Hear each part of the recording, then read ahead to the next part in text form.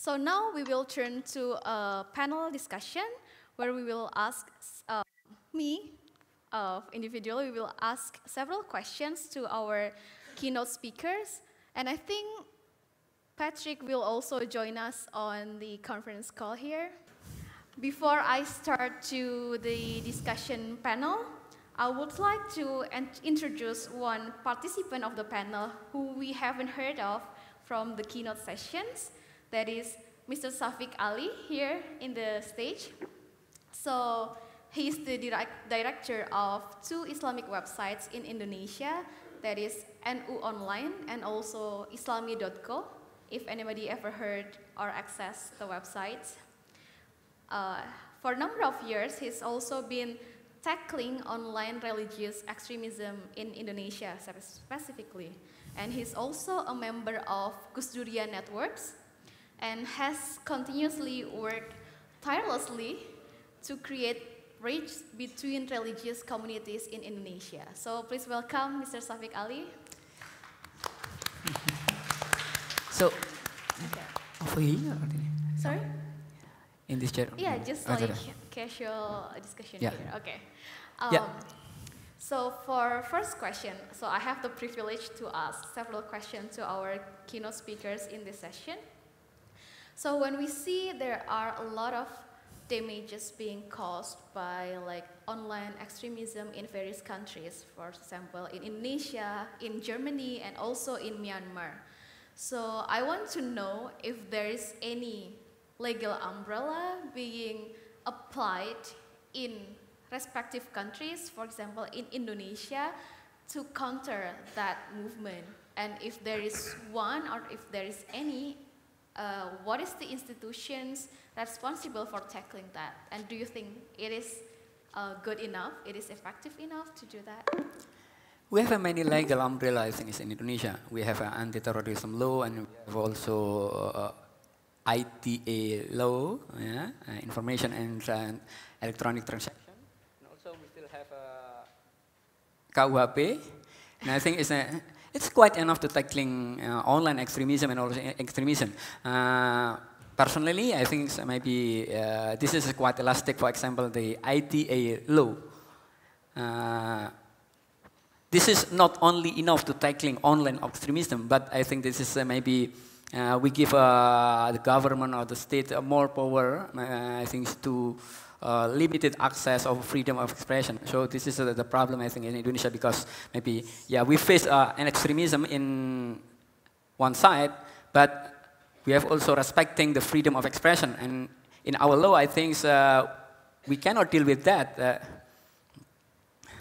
Okay, so the very law that also helps curbing the online extremism also at the same time hampered people from doing like online expression, right? There are many cases there are many people that are sent to jail because of maybe we call it blasphemy or something like that. And that this is not related to extremism. Okay, so the very idea of extremism then can also be like shaped by the government itself, because it is such a rubber band law where government can put like the specification of what is extremism and such.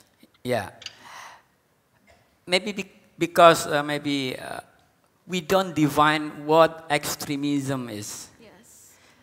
For me personally, maybe BNPT, the national body of anti-terrorism, define extremism is everything related to violence. But in ITA, the people can report it to the police because of something that actually not related to violence. Because maybe they're speaking about sentiment, maybe religious sentiment, but the sentiment, they're speaking about maybe hatred. Some of hatred motivated by religious sentiment and justified by religious argument, but I think for me personally it's not proper for them to send to jail because of that. Okay. Bapak Nasir, maybe you have something to add on this matter? Yeah, actually we optimistic with the law in Indonesia. And recently we knew that some people got arrested before they do something. So it means that it's a good thing our authority, make an action before they do any action. Okay. So it's like preemptive movement Preemptive before they do like this offline hatred, violence. They can already detect the movement from online, right? Yeah. Okay. But sometimes it is also questionable when sometimes people just use the sentiments of like being sad that there's Syrian uprising and stuff, and it is labelized as like violence when they just like normal people who just want to express themselves. So that is the double-edged swords, I think, of the existing regulation in Indonesia. But maybe Saijai could also elaborate on, in Myanmar, is there any regulations to curb this online hate speech and extremism? So yes, there is a law. The law that I mentioned was called 66D, telecommunication law in Myanmar. But instead of that law was used to combat hate speech, the government used that law to silence journalists and activists who say something against the government. So I think yes, there's a law, but there's a problem of how we enforce this law and how that law was used. Okay. Yeah. Okay. Maybe Patrick, if you can hear me, do I see on that side? I do. I can't see you, but I can kind of hear you. Okay. So my question is, can you hear me? If there is any law Yes. or existing regulations in Germany that is being done by the government to curb this online extremism and online hate speech, is there any in Germany such things? You mean like a law? Yes, regulation or law.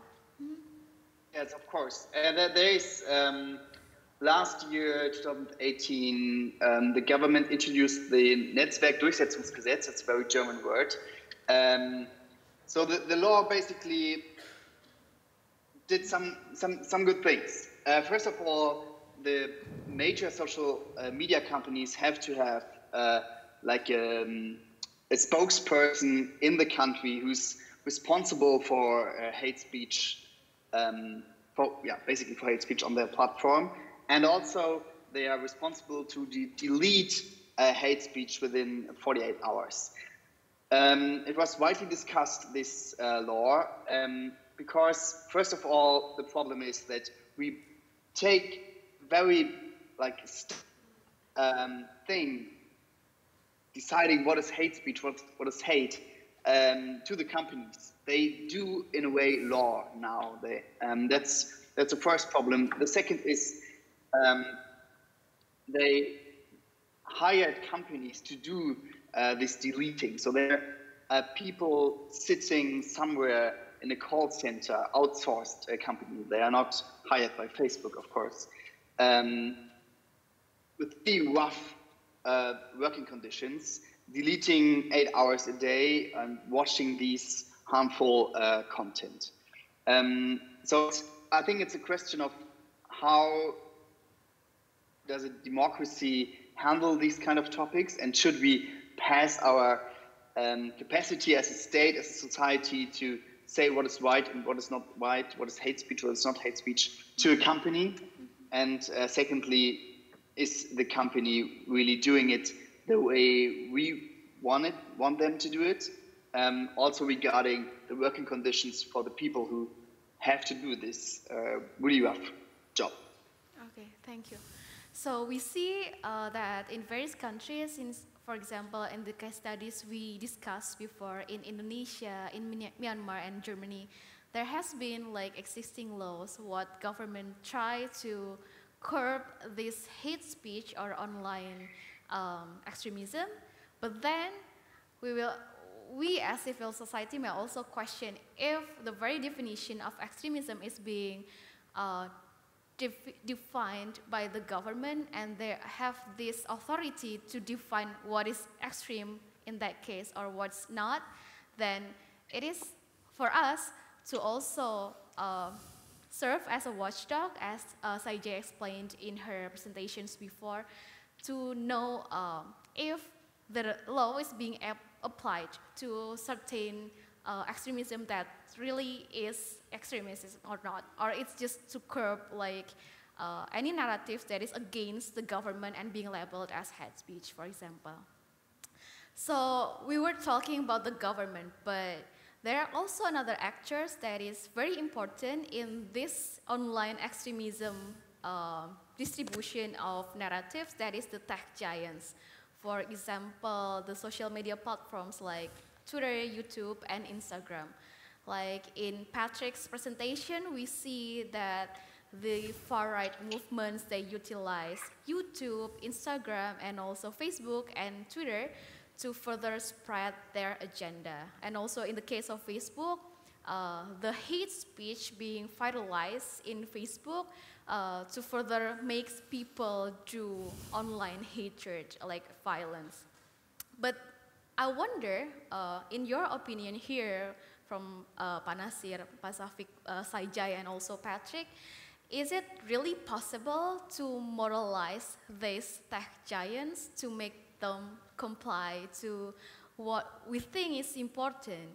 Because we see that these tech giants, these social media platforms, are also companies that is, you know, they work for profits, they need people engagement and such.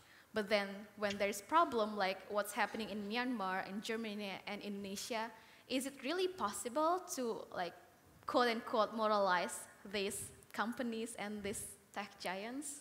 Maybe your take? Yeah, if the question is possible, of course it's possible. Right. For example, maybe if you look at the Twitter, maybe it takes 4 years, long years, for Twitter and YouTube and Google and Facebook to take action against extremism.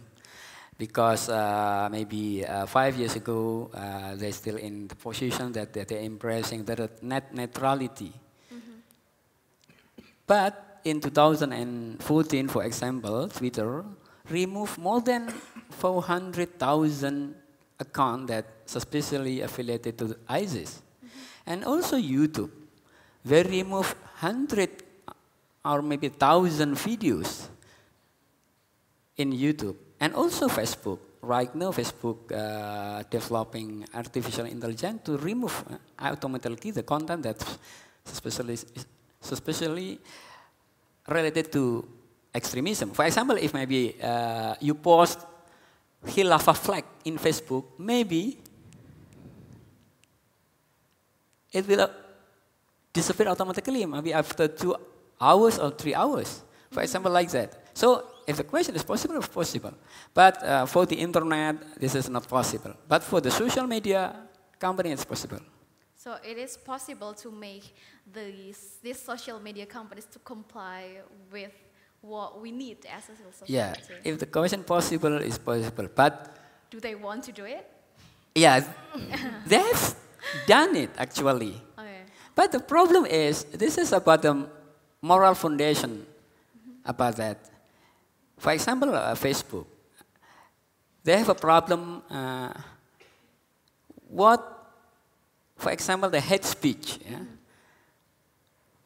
What is the hate speech for us, for Indonesian people, for Myanmar people, for American people, and for Facebook?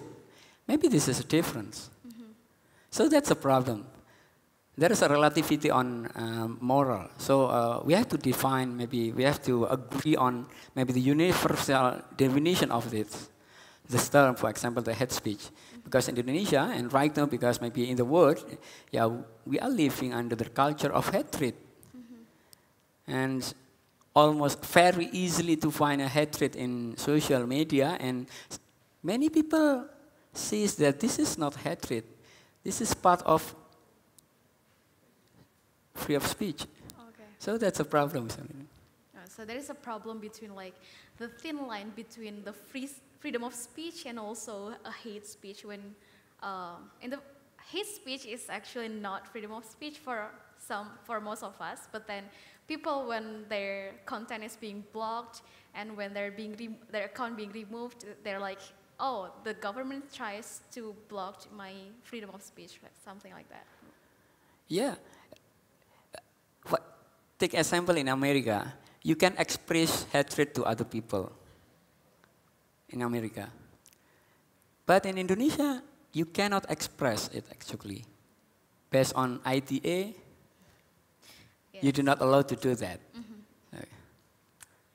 And the tech company, what the basis that they want to use to take action in the posting in their platform, for example, YouTube or Facebook or Instagram or Twitter.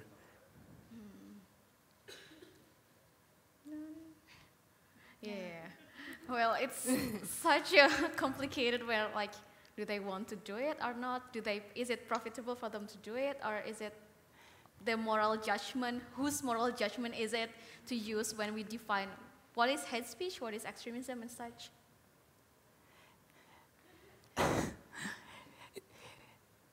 Actually, the tech company have done many things on this issue, I think. Maybe Mark Zuckerberg have said that he apologized for what's happening in Myanmar, and so they set up a artificial intelligence. But it's not enough. I met with a Facebook officer maybe several times, and actually they still have no idea how to deal with it. Actually, we have no idea how to deal with online extremism. For me personally, I have no idea how to deal with online extremism, how to combating this. But I know what I have to do right now. For example, to combating this with peace and positive content. This is about education. But education is also not enough. We need a law. We have anti-terrorism law, we have ITO law, the problematic ITE law, but but we need more than that, I think. Also the tech platform, they need they need a moral foundation to do some things. Yeah, so there are so many sides of this aspect, right? Okay. So that's from Indonesia. Maybe Pak Nasir, or we can move to Saijai. Yeah. Company can control every single account because it's millions of accounts. So that's why the company need us to help them. Report the account. Okay. So then the company will block the account. So it means that we all should do something. We all should give report. The second is, we have the law. The law is to control. So that's why in Indonesia, recently, some words, some statement, and then because of the law of ITE, that Mr. Savic said, people can have a lesson learned about that. It's hard for us. People are free to talk, to say anything. Yes. The education is need. So we tell our children and our people that please use your words wisely. But sometimes people, because of many reasons, and then they use bad words. So the ITE law, it needs. And then people who against the ITE law, they got arrested. So it can be lesson learned for the others. So please, control your words. Before you get arrested. Okay. So it needs. Before you get arrested. Ooh, such a strong word. So before it's like your mouth is a tiger. Now it's like your words. What you posted online can come back to you. So we note that several aspects from Indonesia case. We see there's need for education, for digital literacy movement, and also for people to also actively reporting. So sometimes, in the case also with hoaxes that spreads on your family groups, on your WhatsApp groups, it is not because the hoaxes itself is very convincing. It's not just because they're convincing. Maybe we see that it is a very stupid thing, no one will believe it, but because us we think it is stupid and no one will believe it, and we don't try to counter that hoax and stop it from that, then it spreads and people trust it. So it's a lesson learned from us, and what Pak Nasir told us, watch your words before you get arrested. Okay. Next we have Saijai. Maybe you can also explain more about. So, to your question, whether is it possible to regulate this tech giant? To answer that question, I think right now we live in the world that it's clear that the action that they did has been a threat to democracy, and it's been a threat to, it can lead to real world violence. It contribute to genocide and ethnic cleansing. So for me, it's not a question about is it possible or not. We have to, you know, like we have to regulate this. And if you think about social big giant tech company, their goal is to make money, right? So they need to be in a society that, apart from making money, they have to think about social consequence of their impact. So to answer that question, I think at the end, it came to law and regulation and government. I feel like we live in the world that all the tech companies keep innovating on this new technology. Government and the UN body need to keep up with that. You know, we need to keep up with this. We cannot let the situation happen, and okay, since there's no law, it's okay for this to happen. So as a government and a UN body, I think that we need to come with law and regulation, and this should be a priority in order to tackle this issue. Yeah, so aside of these tech giants, the government also needs to catch up to regulate the tech giants. So it's not a question whether is it possible or not, but they have to. Yeah. Okay. So Patrick, do you have a take on this issue? No. Okay, I'm really thankful for the last statement, because it's really important to say it's not a question should we regulate them, we just have to.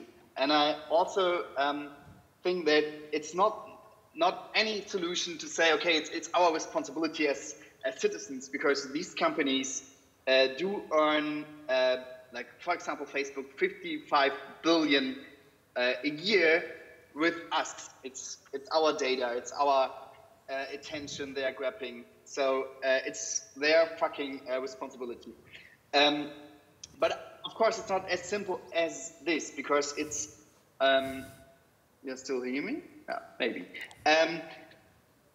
I just continue, because the regulating, yes, but I think the most important thing is not only regulating hate speech, but regulating the work these platforms work. Their business model is to grab our attention and to sell it. Hate speech is only one part of the problem. And the other part of the problem is that all our attention goes to these networks. They disrupted the way our public works. They do something with the way we as human beings work, psycho works. So fixing the recommendation algorithm, because I think that's the core about regulating these companies. It's not only regulating that there's less hate speech, but it's about regulating how the recommendation algorithm works. And that's unbelievable complex, and it's even itself the question how the recommendation algorithm works. There is a big controversy about it. Just one small example, you might remember there was a shooting on the YouTube headquarters in California 1 year ago in April 2018.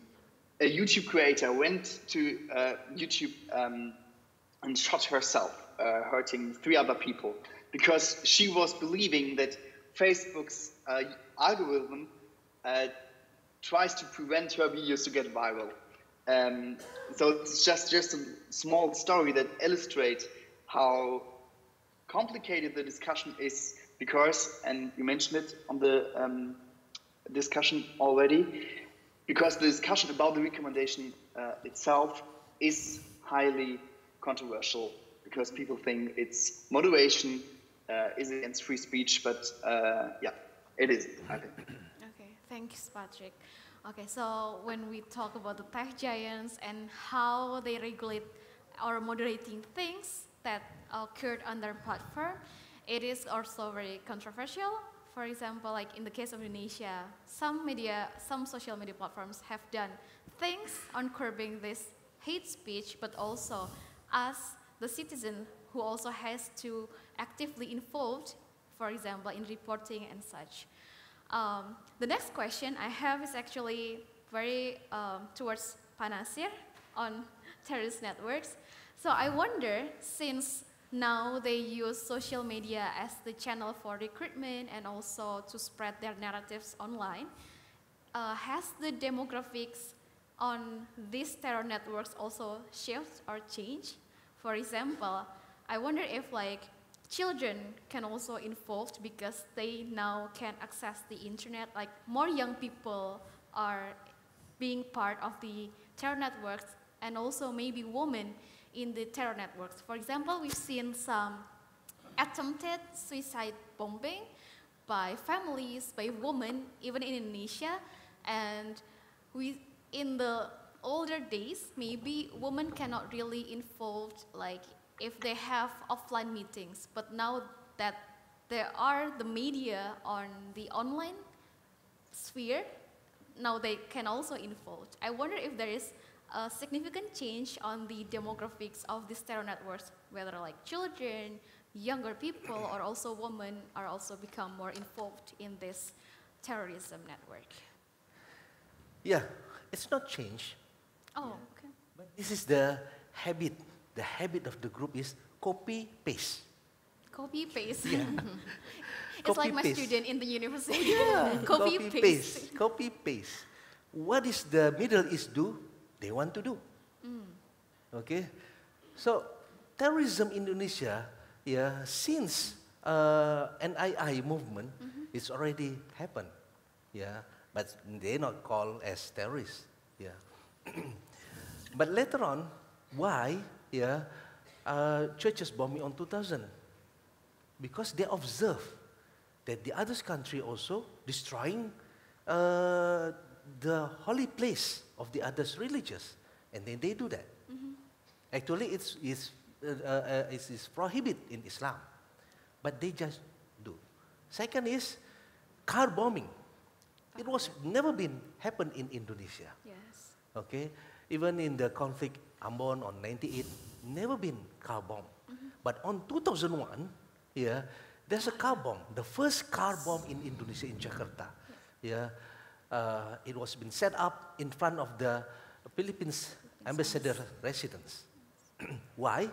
Because they copy what the Middle East people, I mean the jihadists, Middle East jihadists do. The car bomb. Okay. Next is suicide bombing. Yeah. Kill yourself is haram. Yes. Okay. It was not been taught by Islam. But the struggle in Indonesia in the name of Islam is also been a long time. But they never kill themselves. But why? Yeah. In Bali bomb, they set up two men, one in the Spanish pub, and the others in the car in front of the Sari Club. These two boys are been suicide bombers, the first suicide bombers in Indonesia. Why? Because they copy from the jihadists in Middle East, and then they said, especially in Afghanistan or in Palestine, they observe that these people suicide themselves in the name of Islam. So they do the things. Now we observe that there's a woman, children. It's also copy-paste there. Yeah, look, in the time of ISIS era in Syria, there's a videos. Yeah, the videos, children carrying arms and killing the men. Yeah, the tight enemies. Okay, so they think that if in Syria the children can carry arms and killing the others, so why not here? Yeah, in the others places, the others country, the jihadist women also carry arms and killing others. So why not there? Why they not do that? So this is what the copy-paste culture happened in Indonesia. Okay, so I wonder it was because of the internet, because like they can access. Of course, also part. because the IT is helpful for that one.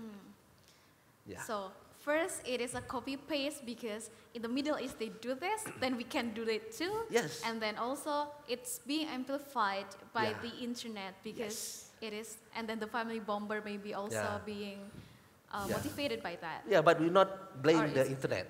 Yeah, we blame the person. Yeah, who misused the internet. Yeah, it's Okay. not the internet per se because we all use the internet for Yeah. good intention, but it is who use that internet, who exploit this very medium, these very tools to do extremist thing, for example. And I think this could also be a question for Patrick. Can you hear me now? Yeah. Okay, so is there any shift maybe in far-right movements in Germany? I'm not very familiar with these far-right movements in Germany, but since they use the Instagram and YouTube, and also we see the hip-hop music with such a very engaging content, do you see, is there any like significant shift of demographies of the movement itself? Of course, there is. I think there is a shift in the demography. First of all, there is copy and paste terrorism in Germany too. I really do like this analysis. We have the same because, I said in my talk, we had this terror attack in Halle, East German city of Halle. It was a copy and paste of the New Zealand attack. It changes the demography dramatically. Because, like, I grew up in East Germany, and East Germany was a rough area in the 90s, with a lot of neo-Nazis there. And their tool of recruitment was to give, for example, CDs with, neo-Nazi rock music to the schools.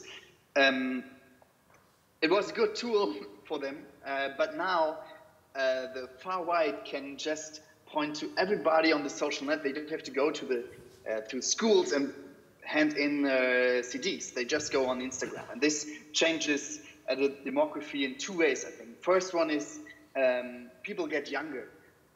People, like youngsters, getting politicized or interested in politics with like 13, 14 years old. And they just, all this information online where they're spending their life. It's just their... It's just their normal life. It's not online. It's just their world, which is mixed online, offline. And the alt-right is just over there. Secondly, the alt-right, not only because of the internet, but also because the appearance of new far-right movements like the identitarian movement is more or less successful in getting more educated people, more like urban culture people.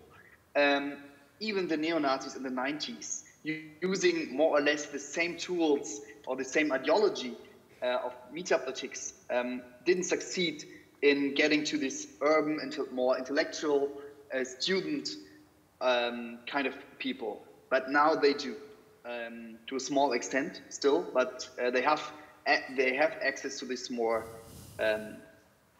intellectual urban people, and that is dangerous. Okay, thanks, Patrick.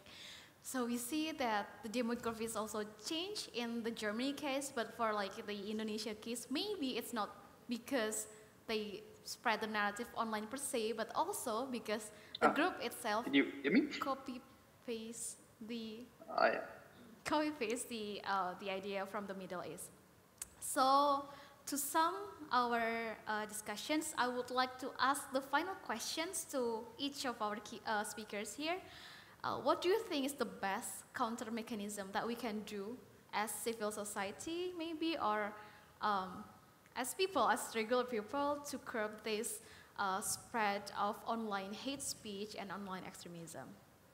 In your opinion, maybe Saijai would like to start first. Yeah, so I think one technique that we're trying to use is that we know how hate speech was spread, right? Like if you look at the Trump campaign or Brexit campaign, they target people who like undecided, and then you bombard them with a message that might change their mind. So I was thinking, why don't we do the same with digital literacy?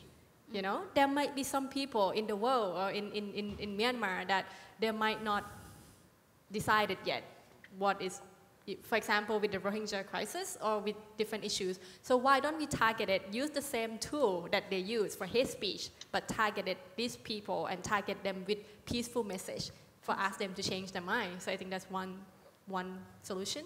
But overall, I think digital literacy is the key. It should be the skill for the future. And I think like the government should integrate that in the education system since the young age.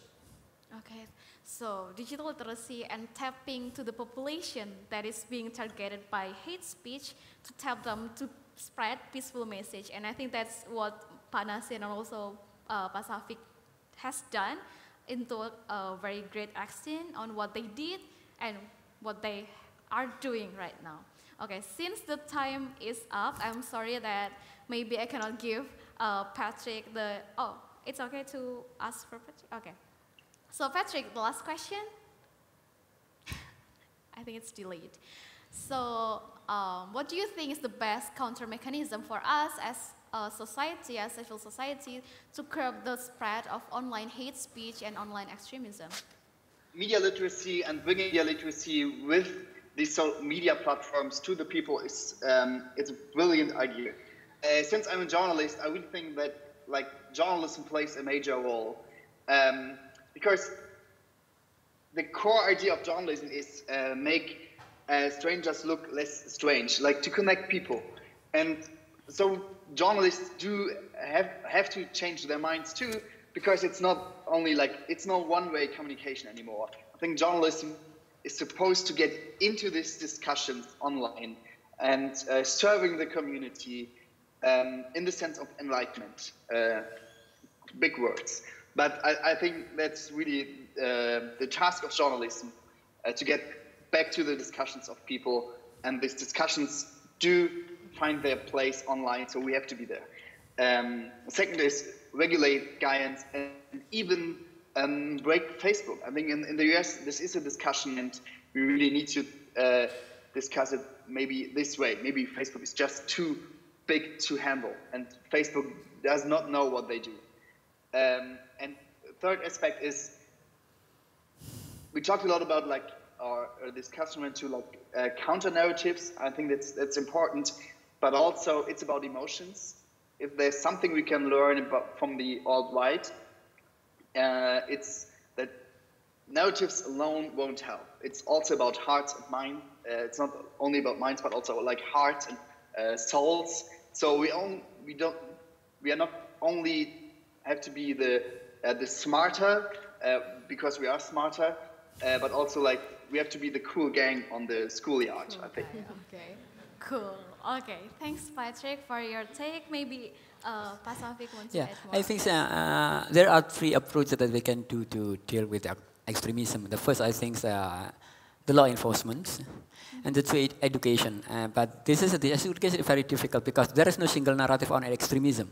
There are a lot of issues. For example, jihad, Tawhid, Islam under attack, or kafir, or this Bela Islam, for example, like that. There are a lot of issues on this. So there is no single narrative. So we have to define our narrative. We have to tackle on every narrative.